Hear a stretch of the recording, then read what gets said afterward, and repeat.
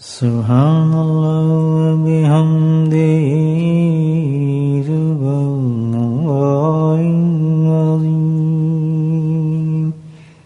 سبحان اللہ وبحمدہ سبحان اللہ العظیم سبحان اللہ وبحمدہ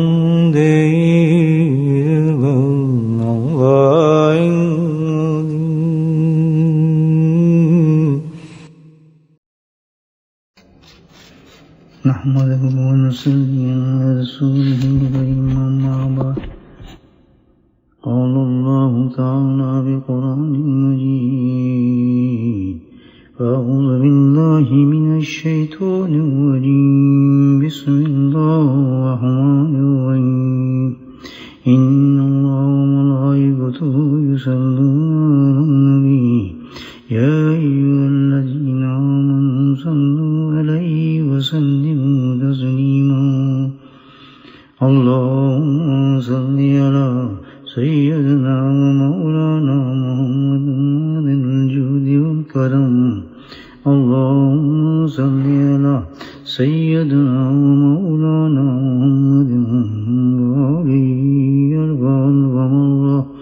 اللهم صل على سيدنا ومولانا محمد وآله وصحبه وبارك وسلم أما بعد قال الله تعالى في قرآن مجيد فأعوذ بالله من الشيطان الرجيم بسم الله الرحمن الرحيم وإذا قيل لهم لا تفسدوا في الأرض قالوا إنما نحن مسلمون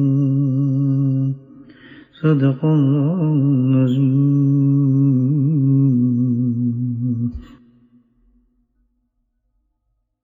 قرآن کا ہر صفحہ کہ ہر لائن بلکہ ہر لفظ خزانہ ہے اور قیمتی ہے اور ہدایت سے بھرا ہوا ہے.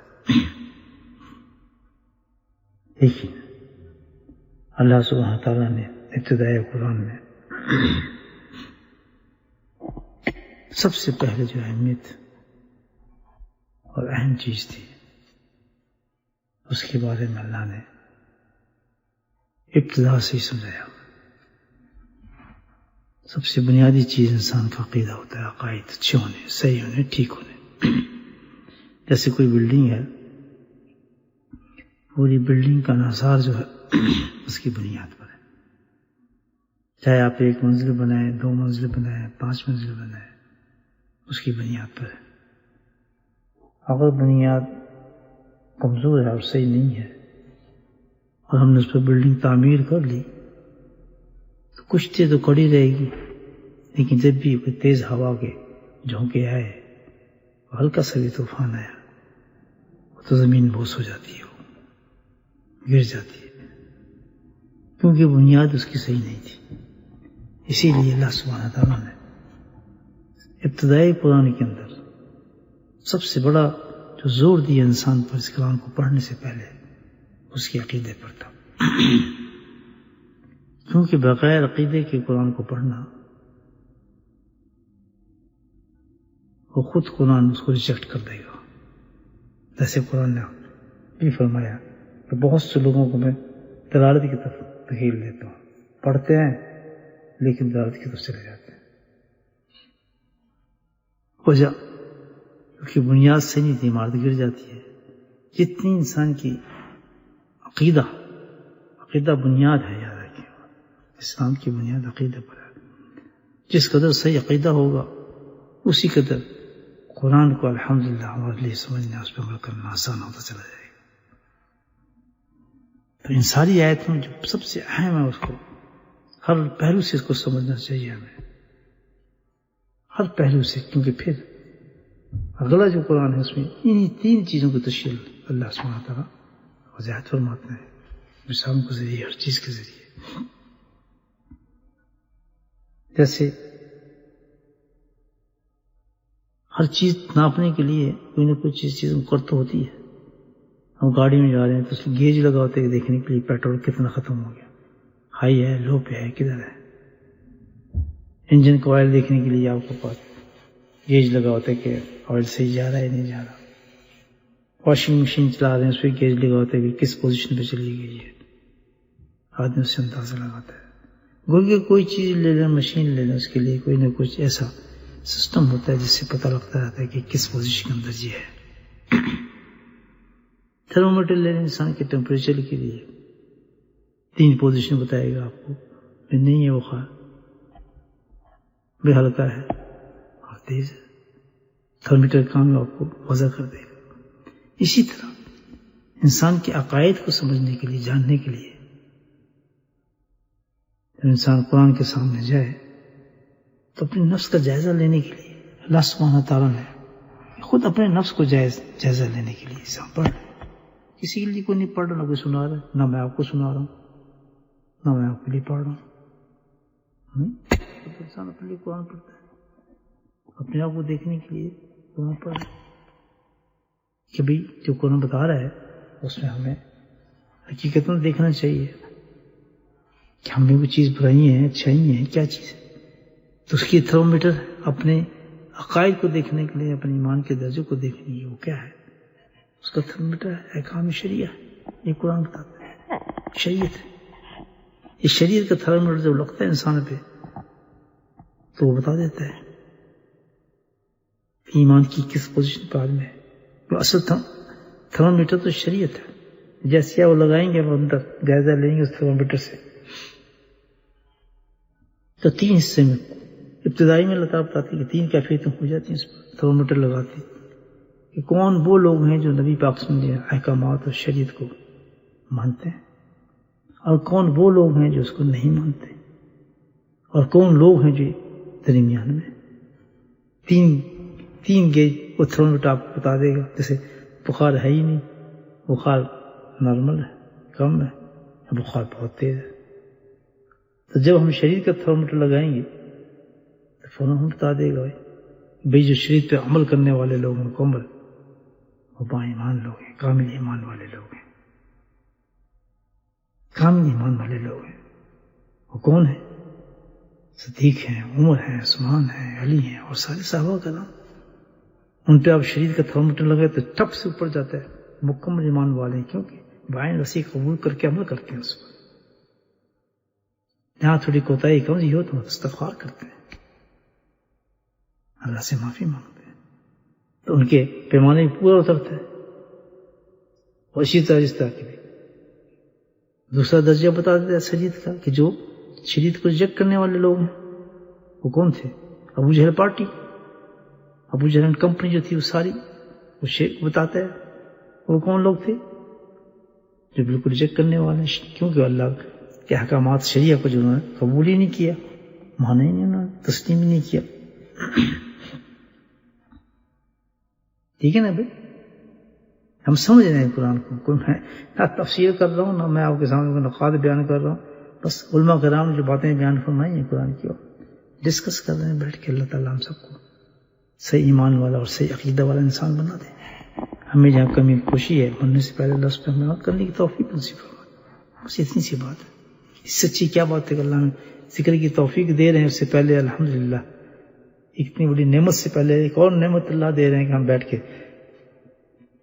قرآن بھی پڑھیں، اس میں سے ہم دیکھیں کہ اللہ پاک کیا فرماتے ہیں، ہمارے میں کیا کمی ہے، کوتاہی ہے، تاکہ ہم نے ذکر بھی تو کرنا ہے نا ابھی، تاکہ اس سے پھر پتہ چلے کہ ذکر ہم مومن ہو کے کر رہے ہیں یا کس درجے پہ کھڑے ہیں، ٹیمپریچر کیا کہہ رہے ہیں ہمیں، شریعت کا تھرمومیٹر میں کیا بتا رہے ہیں.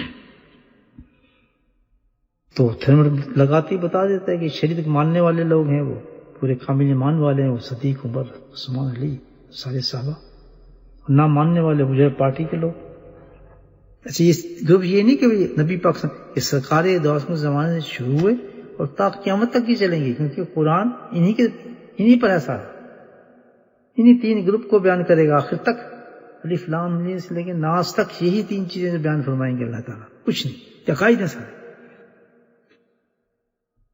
انہیں کی باتیں ہوں گی، یاد رکھیں، تینوں گروہ کی باتیں ہوتی چلے جائیں گی. ٹھیک ہے، قیامت تک یہ لوگ پیدا ہوں گے، یعنی ایسے ایمان والے بھی ہیں الحمدللہ جن کے کامل ایمان ہے، کچھ بھی ہو جائے نبی ہم شریعت اور سنت کو نہیں چھوڑتے، کتنے بھی حوادث ہوں، کچھ بھی ہو اس پہ قائم ہوتے ہیں، ڈنڈی نہیں مارتے. پر خود فیصلہ ہم نے کرنا ہے، یعنی آپ کسی کو کیا نہیں کر سکتے، ہم صرف ہمیں خود فیصلہ اپنے ایمان کا کرنا ہے کس درجے پہ ہم کھڑے ہیں. مکمل شریعت پہ چلنے والے وہ کون ہیں؟ صدیق، عمر، عثمان کی پارٹی کے لوگ ہیں، ان کے جھنڈے کے نیچے ہوں گے یہ حاملین میں سے. اور ڈنڈی ماننے والے حضرات جو نہیں تسلیم ہی نہیں کرتے وہ کس پارٹی میں ہوں گے؟ ابو جہل پارٹی میں ہوں گے. یہ وہ بھی قیامت تک آئی ہے، سب آپ کے سامنے ہے کون ہے. اور تیسرے پارٹی وہ بھی قیامت تک چلے گی، وہ کون ہے؟ وہ بیچ والے لوگ ہیں. اللہ اکبر، وہ کیا ہے؟ وہ لوگ ہیں بھائی درمیان میں تھے، نہ تیتر نہ بٹیر. اس کے قیامت تک وہ لوگ چلیں گے. اب یہ 3 تھرمومیٹر جو شریعت سے پتہ یہ کون لوگ تھے، ان کی شریعت کے بارے میں کیا عقائد تھی، کیا چیزیں تھیں، وہ بھی قرآن بتا رہا ہے. اب ہم نے دیکھنا ہے تینوں چیزوں کو جو قرآن بتا رہا ہے، اپنے نفس کا ہم نے محاسبہ کرنا ہے. بس اتنی سی بات ہے، نہ کسی پہ الزام لگانا ہے، نہ کسی کو ہمیں کچھ کہنا ہے. ہم تو بھائی اپنی اصلاح کے لیے قرآن پڑھ رہے ہیں. بولے سبحان اللہ، مجھے بولے سبحان اللہ، کیونکہ ہم تو اپنے نفس کے لیے پڑھ رہے ہیں. اللہ پاک ہمارے عقائد صحیح کر دے. کو ہر وقت نفس اور شیطان دھوکہ دیتا رہتا ہے، رنچ مارتا رہتا ہے. کیا پتہ کب ہمارے ایمان پہ کوئی ڈاکہ مار جائے، کچھ کر جائے.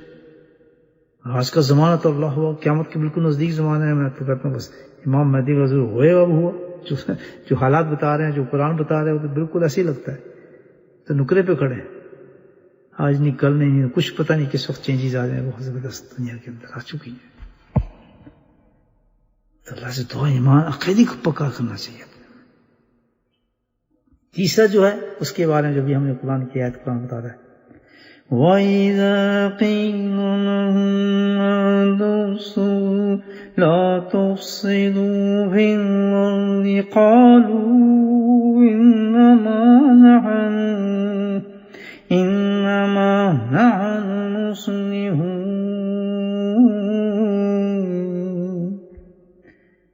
یہ تیسری درمیانی قسم اللہ سبحانہ وتعالیٰ اس کو نام دیے ہے قرآن کے اندر.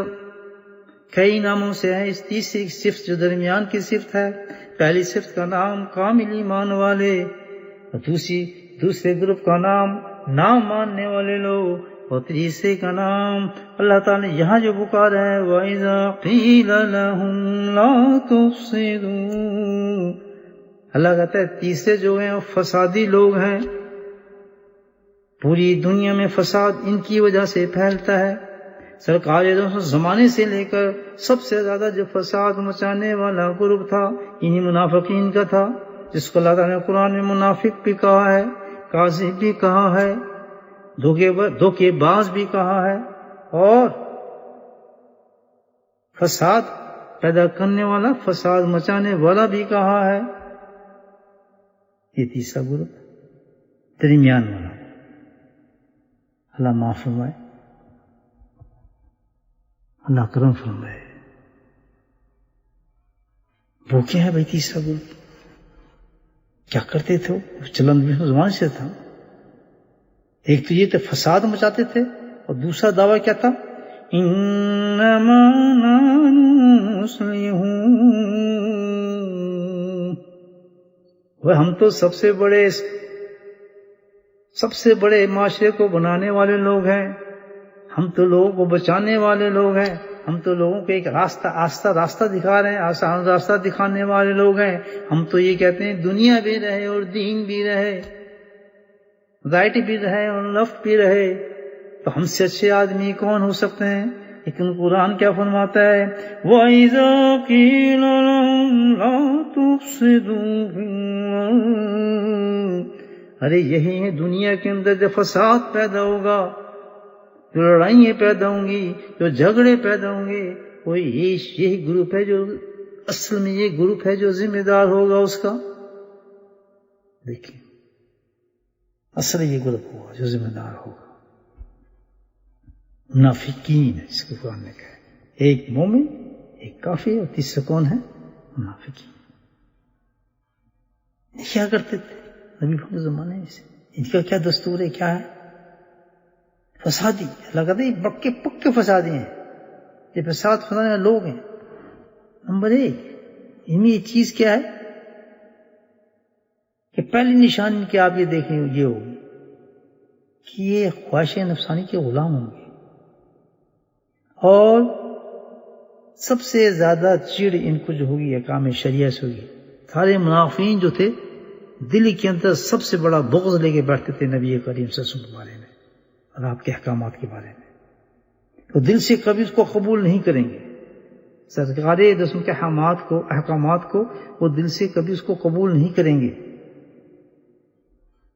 سب سے بڑی منافقت ان کی یہ ہوگی، جب نبی پاک میں احکامات نہیں ہوتے، قبول نہیں کرتا، تو اس کی کیا ہوتا ہے، جیسے ہم پہلے بات پوچھیں گے، اس کو نفس آتا ہے، نفسانی خواہشات اس پہ غالب ہوں گی، تو پھر اپنے نفس کو دین بنائیں گے۔ اس کے مقابلے میں احکامات شریعہ کے بارے میں اللہ سبحانہ تعالیٰ کو حکم فرما رہے ہیں، تو وہ کہیں گے نہیں اس کو تو ایسا نہیں کریں، بڑا مشکل ہے، اپنے نفس کے مطابق اس کو ڈھالنے کی کوشش کریں گے۔ ان کی نشانی ہے۔ پھر کیا کرتے تھے منافقین کرتے تھے، کافروں کے ساتھ ملے تو تھے، مسلمانوں کے ساتھ بیچ میں ہوتے تھے، ادھر گئے تو ویسے، ادھر گئے تو ویسے۔ حقیقت کیا ہے کہ دل میں ان کی قدر و منزلت رکھیں گے، غیروں کی ان کی قدر ہوگی، ان کی عزت ہوگی، ان جیسا بننا چاہیں گے، ان کی نقل کو بہت پسند کریں گے، ان کے حوالے دیں گے، اس کی قدر ہوگی ان کے دل میں، ہر بات سوچیں گے یہ ایسا ہے، نہیں دیکھیں وہ یہ اچھی بات ہے، ان کی دیکھیں یار کتنے عقلمند، یار کتنے وہ ہیں، مکمل طور پر امپریس ہوں گے اس چیز سے جو نبیوں کی شریعت کے خلاف ہوگا، جو احکام خداوندی کے خلاف چیزیں ہوں گی، وہ ان کو متاثر کریں گے بہت زیادہ، اور ان کے دلوں میں قدر و منزلت بھی نہیں کی ہوگی، انہی کی نقل کریں گے، مشابہت کریں گے، فخر کریں گے ان کی مشابہت پر، یہ نہیں بلکہ فخر کریں گے، اور دوسروں کی تحقیر کریں گے۔ یہ قرآن بتا رہا ہے فسادیوں کی اصل حقیقت کو، یہ تفسیر مفسرین بتاتے ہیں، میں نہیں بتا رہا، مفسرین نے لکھی ساری بات،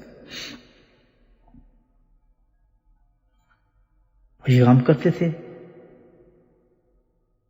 ہر وقت ان کے ذہن میں بس ایک دھوکہ دینا پڑے گا تو کس کو دیں گے؟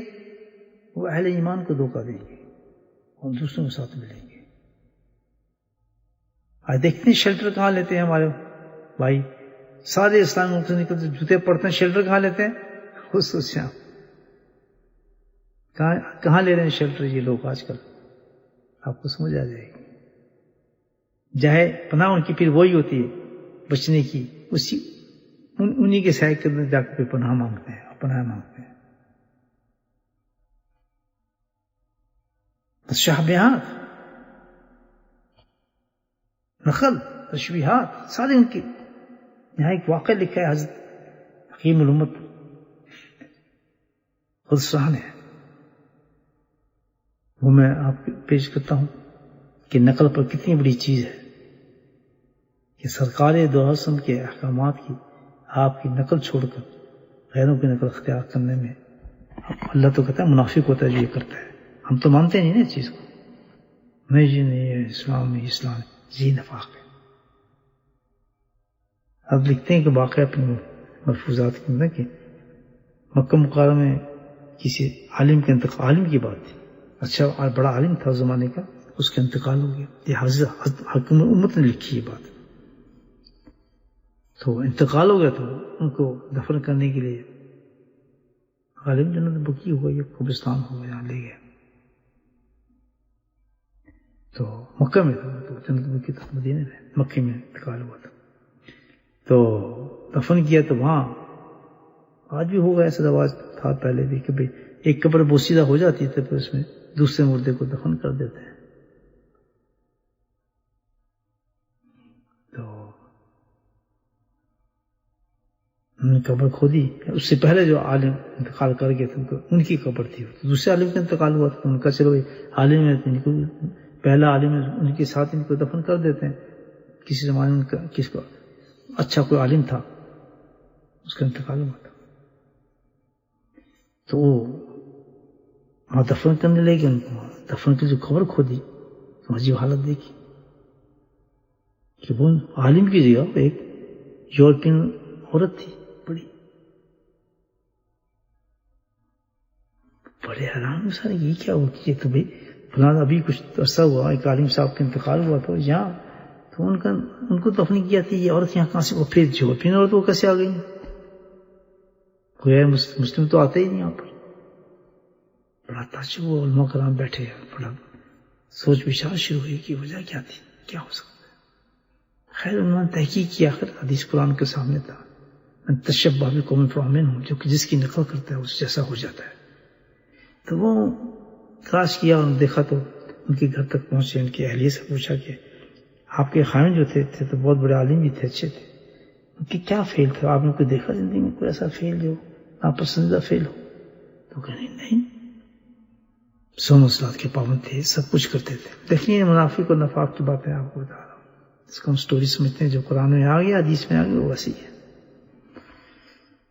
تو کبھی کوئی بات ہوگی ضرور سوچیں. تو ان کہہ رہے ہیں ہاں، کہتے ایک بات تھی ان میں، وہ ایک عادت تھی چھوٹی سی، بس وہ بھی میں آپ کو بتا دیتی ہوں.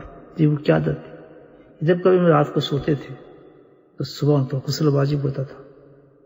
تو سردی کے زمانے میں ان کی زبان سے یہ نکلتا تھا کہ یار دیکھو ان کے دوسروں کو جو مذہب ہے یہ اچھا ہے، اس میں تو کوئی نہانا تو نہیں نہ پڑتا، آدمی پڑا رہا ہے. کہتے ایک آدھا ان کی زبان سے لفظ نکلی تھی، کہتے بات ختم ہو گئی. عمل نہیں کیا لیکن زبان سے انہوں نے اس کو اچھا سمجھا کہ دیکھو یار جس انداز سے انہوں نے کہا کہ اس مسجد میں تو یار چھوٹ اچھی بات ہے، ہمارے شریعت میں چھوٹ نہیں ہے.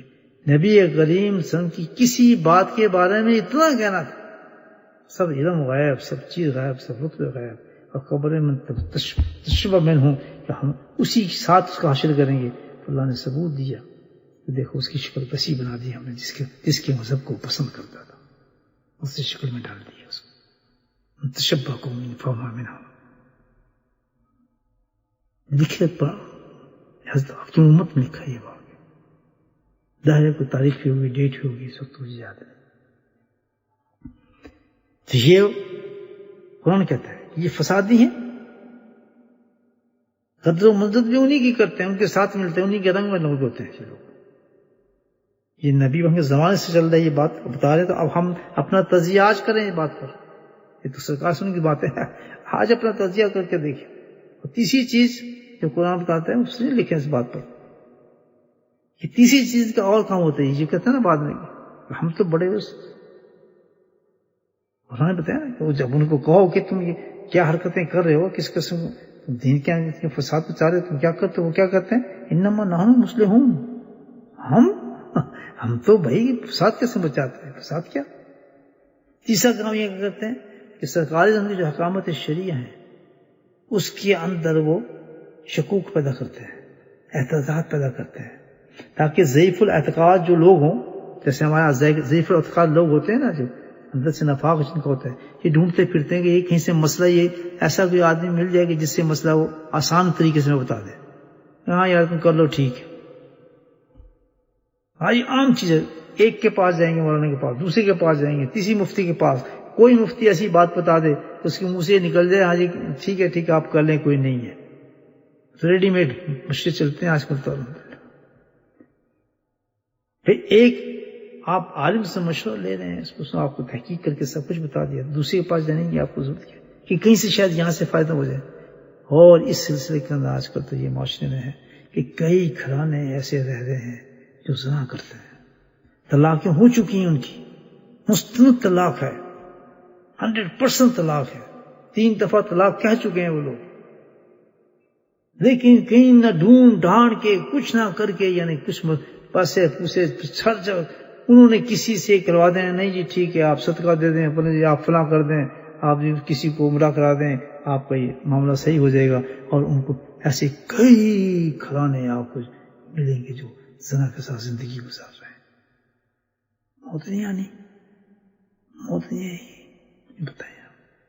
ہاں بند کر کے پھر وہ کیا، نہیں جی ہمیں تو فلاں مولوی نے کہہ دیا، ہمیں تو فلاں کہہ دیا، کہیں نہ کہیں سے فتویٰ لے آئیں گے آپ. کئی گھرانے اس طرح کی زندگی گزار رہے ہیں کہ طلاقیں مستند ہو چکی ہیں لیکن ساتھ رہ رہے ہیں. کتنا بڑا عذاب ہے.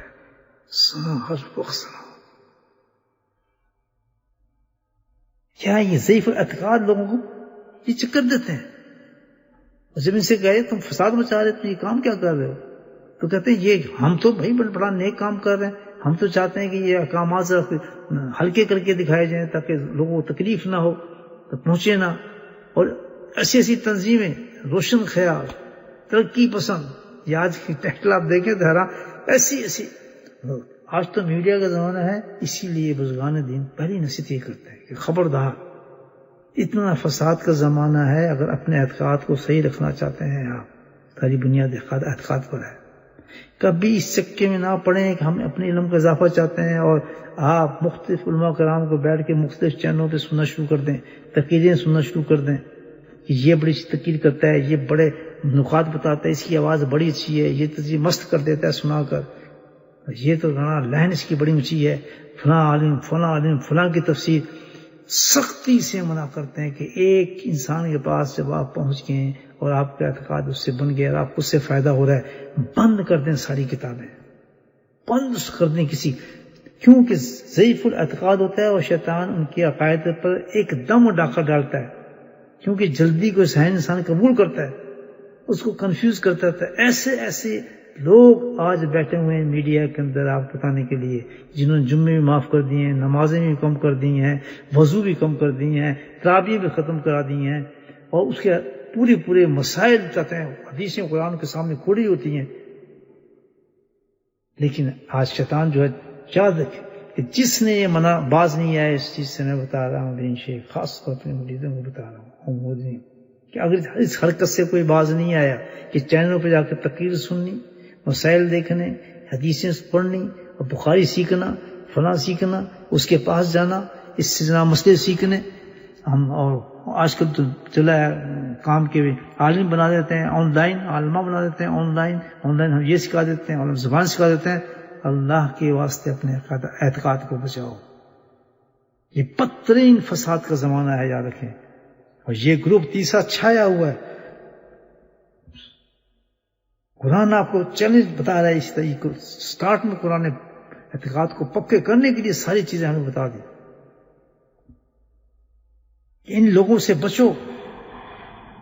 اگر کوئی نہیں بچا, آج آپ کا اعتقاد بہت اچھا ہے, آپ ذکر بھی کرتے ہیں, اپنے حضرت کو شیخ کو مانتے بھی سب کچھ ہے, لیکن اگر آپ باز نہ ان باتوں سے, کتابیں پڑھنے سے باز نہیں ہے, چینلوں پہ تقریر سننے سے باز نہیں ہے, دوسروں کے گروپ میں بیٹھنے کے باز نہیں ہے, یاد رکھیں ایسا مسئلہ آپ پر جائے گا. ضعیف اعتقاد ضعیف انسان ہوتا ہے کہ وہ آپ کو بھڑکا دیں گے. وہ تو دعویٰ کرتے ہیں, اتنی بڑی اونچی کتابیں لے کے بیٹھتے ہیں. اللہ معاف فرمائے, ایسے مسائل اور ایسی چیزوں کو دین کو پکڑ کے رکھتی ہیں. یہ دین بگڑ نہیں سکتا, یاد رکھیں. آج اگر دین کو بگاڑنے والے فرقہ موجود ہے جس کو اللہ کا منافق کہتا ہے, فسادی کہتا ہے, جھوٹا اور کاذب کہہ رہا ہے, جس فرقے کو کہ ظاہر اپنے آپ کو اسلام میں کرتا ہے, اسلام میں نہیں ہے, یہ تو زمانے سے چل رہا ہے فرقہ. تو اللہ تعالیٰ نے اس کا انتظام بھی کیا. ایسے اللہ والے بھی موجود ہوں گے, قیامت تک چلیں گے, جو ہمارے عقائد کو بچائیں گے. آپ ایسی صحبت سے چھوڑ کے ان لوگوں کو سنیں گے, ان کی محفلوں میں بیٹھیں گے. سختی سے منع کرتے ہیں بڑے حضرات جو ہیں. جب کسی کی محفل میں جاتے ہیں تو سب ہمارے حضرت نے مجھے کہا تھا, سب سے پہلے ختم لکھا تھا, خبردار مجلس میں نہ جانا کسی کی, کیونکہ انسان کمزور ہے اور نفس جو ہے وہ بہانے ڈھونڈتا ہے. یہاں تو سہولت ہے. ہمارا حضرت تو کہتا ہے یہ کرو فلاں کرو. یار یہ تو کہہ رہا ہے میں تمہیں حدیث دکھاتا ہوں. آپ کو حدیث دکھائے گا, حدیث پڑھے گا. آپ میرے پاس تو علم ہے جی, میں تو سب کچھ جانتا ہوں, میں دیکھتا ہوں یہ کیا کر سکتا ہے, میرے علم کو کیسے میں چل. واللہ شیطان آپ کو نیچے لے جائے گا. ایک رہبر رکھیں, چن لیں, اور رہبر چننے کا طریقہ میں نے آپ کو بتایا. اللہ سے دعا کریں, اللہ چنے گا آپ کے لیے, آپ نہیں چن سکتے. اگر آپ نے خود چنا تو کیا کھا جائیں گے. اللہ کے سپرد کر دیں, اللہ تعالیٰ آپ دیں مجھے رہبر, جب وہ آپ کو پہنچا دے کسی انسان کے پاس, اور آپ کے دل کو اس کے دل کے ساتھ ملا کے مطمئن کر دے. پھر منافق چھوڑتے ہیں اس کو, جب دیکھتے ہیں وہاں تو بڑی سختی ہو رہی ہے, وہاں تو بڑا کئی منافق چھوڑ گئے مجھے, منافق چھوڑ کے چلے گئے. وہ برداشت نہیں کر سکے، وہ دین پہ چل ہی نہیں سکتے، چلنا چاہتے تھے. منافق میں یہ نشانی چلتا پھر وہی ان لوگوں کے ساتھ جو اس قابل ہو انسان کہ جو دین دے رہا ہو، دین پہ سب قائم ہو شریعت و سنت پر، تو چھوڑنے والا تو منافق ہوگا. اور کس وجہ سے کیوں چھوڑے گا؟ اس لیے کہ اس کو یہاں سخت کہہ گئی تو سختی ہے جی، وہ نرمی ہے، وہ بھی تو عالم ہے جی، وہ تو اللہ والے، وہ تو کہتا ہے یہ بھی جائز ہے، داڑھی کو اتنا رکھ لو یہ بھی جائز ہے فلاں. آپ ہر وقت ہمیں ذکر کراتے رہتے ہیں. میں اپنے کانوں سے سنا اچھے سباق لینے کے بعد کیسے اللہ تعالیٰ نے ان کو منافق بنا دیا. میں کہتا ہوں جو اس سلسلے سے جڑنے کے بعد، یاد رکھیں میری بات، امام ربانی کا یہ قول ہے، مجدد الثانی رحمۃ اللہ علیہ کا یہ قول ہے کہ جو میرے سلسلے سے جڑ گیا، سلسلے سے جڑنے کا مطلب کیا کہ جو میرے سلسلے کے اندر داخل ہو گیا کسی ایسے کامل شے کے ساتھ جس کا سلسلہ اس سے جڑتا ہے، مجھ تک پہنچتا ہے، صحیح چین کے ساتھ مجھ تک پہنچ رہا ہے. امام ربانی فرماتے ہیں اب اس سے جڑ گیا اور جڑنے کے بعد قائم رہا تو کہتے ہیں اللہ تعالیٰ نے مجھے الہام کیا ہے کہ وہ جنتی ہے وہ شخص، وہ عورت. اور جو نکل گیا بغیر کسی وجہ، کچھ بھی نہیں، کیا وجہ؟ بس یہ دل نہیں کرتے، پتہ اعتقاد نہیں، بس وہ چیز نہیں رہی. اللہ اس کے لیے کیا لفظ بناؤ، یہ قرآن بتا رہے ہیں آپ کو. یہی منافقین تھے، کیا کرتے تھے؟ ضعف الاعتقاد اور ضعف الفہم احکام شریعہ کو مسترد کرتے، لوگوں کو بتاتے کہ بھئی یہ تو آسان طریقہ بتاتے ہیں، ہم تو آپ کو ایک ایسی چیز دکھا رہے ہیں کہ جو آپ کے لیے بہت آسان ہو جائے گا، وہ بھی دین کا ہی ہوگا. بھائی وہ کہتے ہیں دین ہی ہے، بھائی آپ ایسے نہ کریں، ایسے کر لیں. جمعہ آپ دیکھیں کہاں لکھا ہے جمعہ، اور بتا رہے ہیں آپ مسئلے دیں گے، گھر میں پڑھ لیں آپ آرام سے. دیکھیں اب آپ کا کاروبار ہے، دکان ہے، اس زمانے تو کاروبار نہیں ہوتا تھا. یہ ان کی زبان بتا رہا ہوں منافقین کی، کہ وہ کس طرح دین کو توڑ رہے ہیں. یہ قرآن بتا رہے ہیں کہ فسادی کیوں کہا ہے کہ دین کے اندر اس قسم کا فساد پیدا کرتے ہیں. جو گروپ یہ کام کر رہا ہوگا، اللہ نے بتا دیا قیامت تک جو کام کرنے والا ہوگا اس کی تعریف کراتی ہے اللہ کون ہے. وَإِذَا قِيلَ لَهُمْ لَا تُفْسِدُوا فِي الْأَرْضِ قَالُوا إِنَّمَا نَحْنُ مُسْلِمُونَ. آپ روک کے تو دیکھیں ان کے، کہتا آپ ان کو ضرور روکیں گے، کام کیا کر رہے ہیں، وہ سے بڑکیں گے، چیخیں ماریں گے، آپ کیا کرتے ہیں، اصل کام تو ہم کر رہے ہیں دین کا، جوانوں کو تو ہم لے کر آ رہے ہیں، ینگس کو تو ہم دین سکھا رہے ہیں. ہماری کانفرنس میں آ کے بیٹھتے ہیں جوان ایسے تبدیل ہوتے ہیں. کیوں تبدیلی کیا ہونا، تو ویسے اور خراب کرتے ہیں. نہیں آج تبدیلی کیا لا رہے ہیں، نہیں آپ کھڑے رہیں، آپ کے لیے ضروری ہے زمانے کے ساتھ چلنا پڑے گا آپ کو، یہ بھی کر سکتے ہیں آپ، یہ بھی کر سکتے ہیں، یہ بھی کر سکتے ہیں. یہ آپ جوانوں کو لے کر دین پر آ رہے ہیں. ہم سب سے مسئلہ ہے، ہم سب سے ان کی کتابیں چھاپتے ہیں اور پتہ نہیں کیا کچھ ہوتا ہے. اللہ تعالیٰ کہتا ہے وَإِذَا قِيلَ لَهُمْ لَا تُفْسِدُوا فِي الْأَرْضِ، ان کو آپ روکیں کہ بھئی کیا کر رہے ہیں، تو کل میں حق موجود ہے، اللہ والے موجود ہیں. یہ نہیں دین ختم کر دیں گے یہ لوگ، کبھی ہو نہیں سکتا. ہو سکتا ہے کہ اللہ نے حفاظت کی اپنے دین کی. تو ہر دور میں اللہ تعالیٰ کو مجدد پیدا کرتا ہے جو جھنڈا لے کے کھڑا ہوتا ہے اور مقابلہ کرتا ہے ان کا. وہ بھی پھر جوانوں کو بلاتا ہے، بتاتا ہے بھائی ہمارا دین یہ تو فساد مچا رہے ہیں دین کے اندر، آپ کیا بات کر رہے ہیں. جو اپنا کہتے ہیں ہم مسلمون، ہم تو بھائی بہت بہترین دین سکھا رہے ہیں، دیکھو جوانوں کو کیسے لے کے آ رہے ہیں. اس کو کہتے ہیں جوان عورتیں جو مرد ان کے یہاں ہوتے ہیں نا، سرکل ہوتے ہیں آج کل، اسٹڈی سرکل کہتے ہیں. 5-6 عورتیں بیٹھ جائیں گی، اسٹڈی سرکل ہے، اور پھر وہ ایک حدیث کی کتاب کھول لے گی کسی کی، اور وہ پھر حدیث پڑھ رہے ہیں. بتاؤ حدیث کوئی ناول ہے یا قرآن کوئی فکشن ہے جو آپ بیٹھ کے پڑھنا شروع کرتے ہیں آپ کو سمجھ آ جائے گا. بغیر سیکھے بغیر سمجھے عام چیز سمجھیے، بخاری پڑھ رہے ہیں، جب تو مسلم پڑھ رہے ہیں تو یہ کر رہے ہیں. اسٹڈی سرکل قائم کیے ہیں لوگوں نے، مسلمون ہیں، سارے گاؤں وہ اور اس کے ساتھ ملا رہے ہیں، دین کو مکس کر رہے ہیں اس کے ساتھ.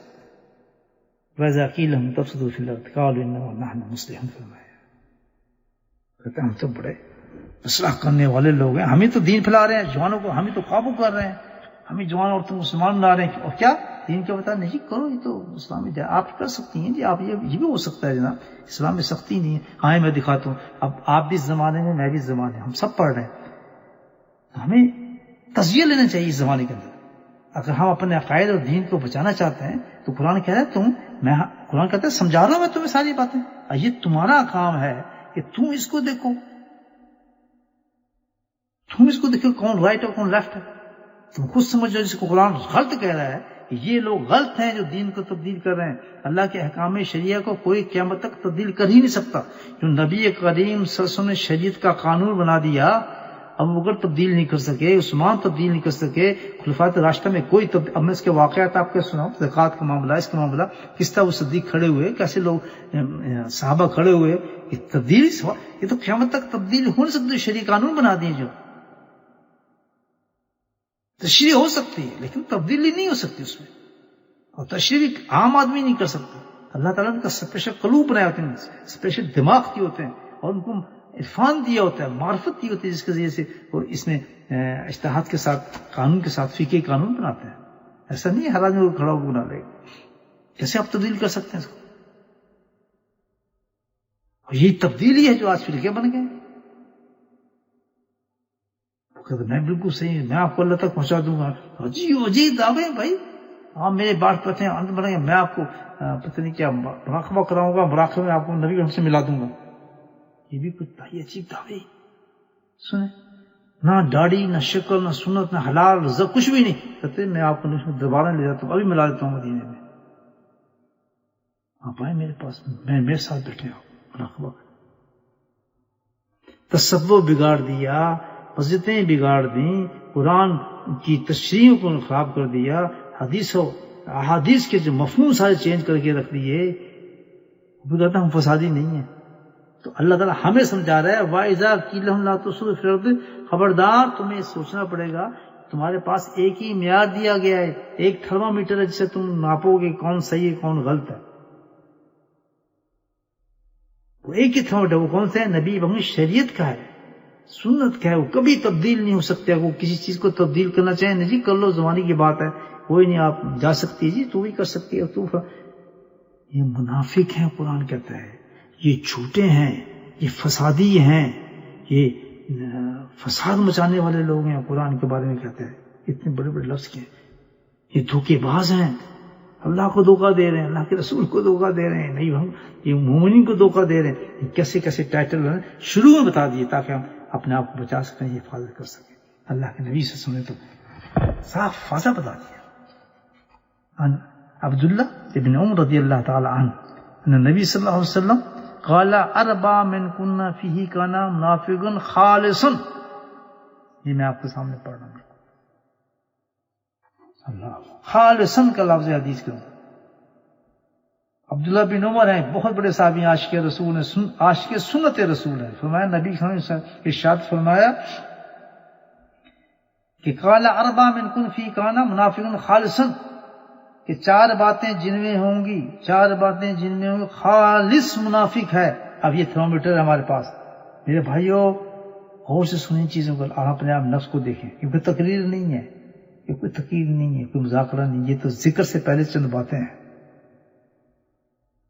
کہ ہم چاہیں گے جہنم میں چلے جائیں، ہم چاہیں گے منافق رہے، نہ ہم اپنے آپ کو مسلمان سمجھو کہ ہم منافق ہیں. یا تھرمومیٹر لگا دیا، نہیں اب تھرمومیٹر لگا رہے ہیں سرکار اپنی شریعت کا. کیا تھرمومیٹر ہے کہ چار چیزیں ہیں، یہ چار چیزیں جس میں آ جائیں میرے تھرمومیٹر کے اندر. نمبر ایک منافق خالص منافق ہے. من کانت فی خصلۃ من نفاق منہن کانت فی خصلۃ حتی یدعا. یہی بتایا چار چیزوں سے ایک بات یہ ہوگی. کیا بات ہوگی؟ اس بات میں اگر چاروں باتوں میں سے ایک بات اس کی ہوگی تو وہ نفاق کی ہوگی. اگر چاروں ہیں تو پکا منافق ہے. اگر چاروں میں سے ایک بھی ہوگی تو پھر بھی اس میں نفاق ہے. پکا مسلمان نہیں ہے، پھر بھی اس میں نفاق ہے اگر چاروں میں سے ایک بھی ہوگی. پہلی چیز کیا ہوگی؟ وہ اذا تمنا خانہ. پہلی چیز اللہ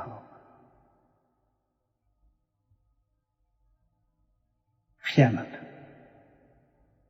خیانت اس میں. خیانت کا مطلب کیا ہے کہ کوئی چیز آپ اس کو دیں اس میں خیانت کریں. امانت میں خیانت. اب امانت کا مطلب صرف پیسے ہی نہیں ہے، مالی نہیں ہے. امانت کا مطلب ہے ہر چیز ہے.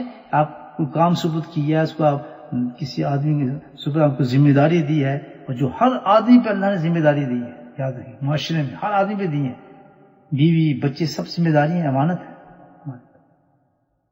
سب سے بڑی امانت جو ہے وہ تو ہمیں ایمان کی امانت دی ہے. تو خیانت کا مطلب یہ نہیں کہ چیز آپ کو پیسے دے رہا ہے تو ختم کر، نہیں، امانت تو اللہ اور اللہ کے رسول سے چلی جو ہمیں عطا فرمائی ہیں، یعنی وہ حقوق جو معاشرے کے اندر ہمیں دیے گئے. میں شادی کر کے عورت کو لاتا ہوں تو وہ امانت اللہ کی طرف سے،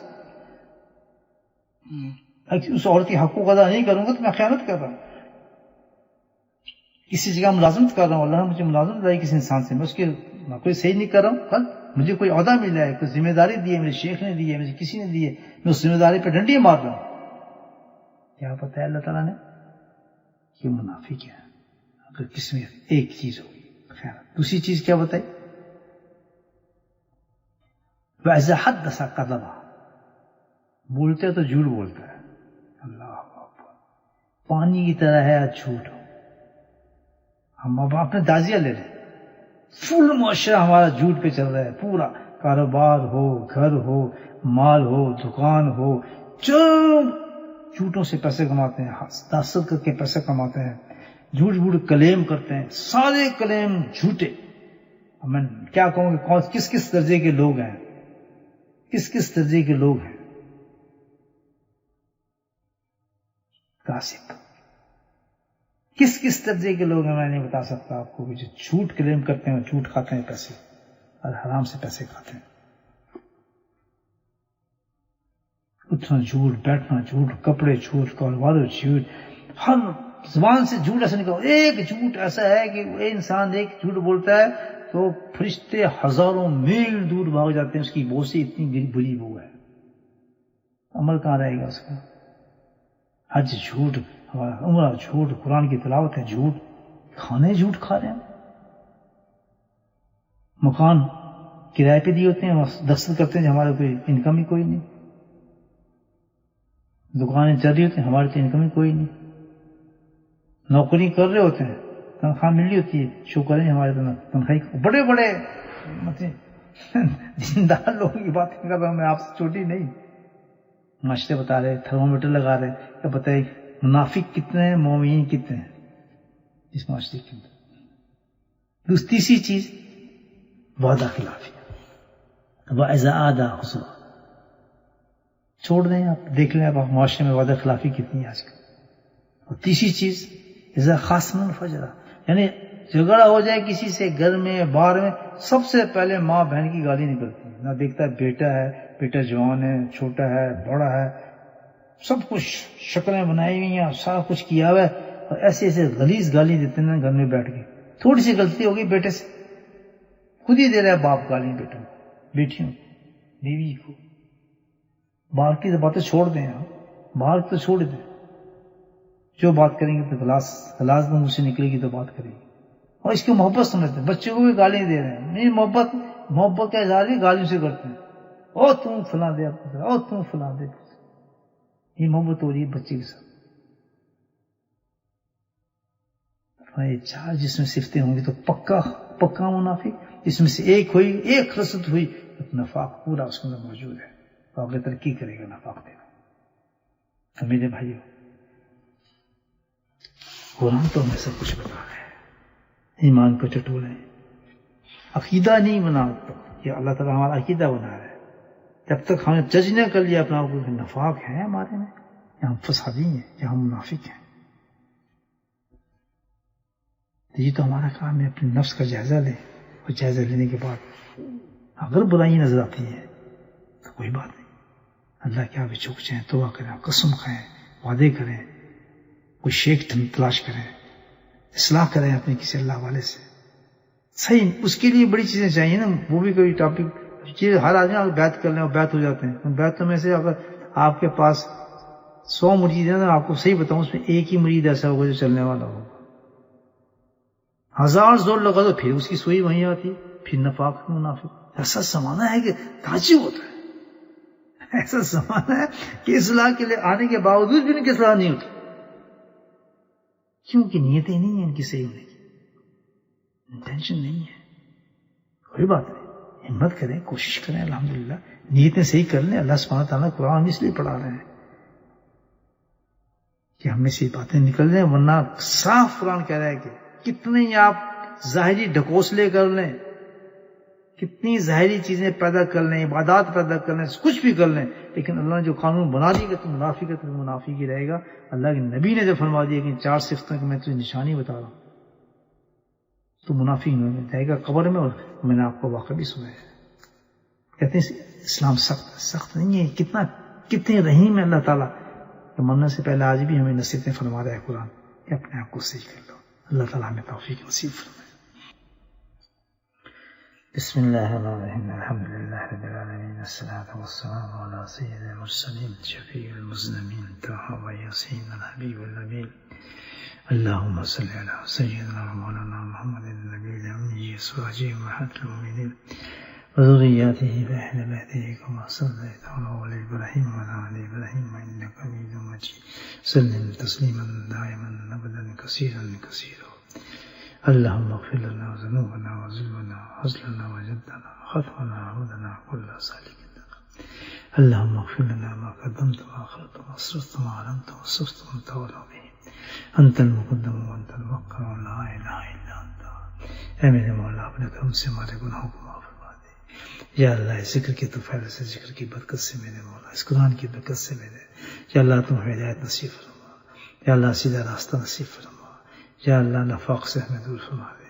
یا اللہ ہمارے دل کو پاک فرما دے. یا کریم ہمیں کامل ایمان نصیب فرما دے. یا اللہ خاتمہ ایمان کے ساتھ نصیب فرما.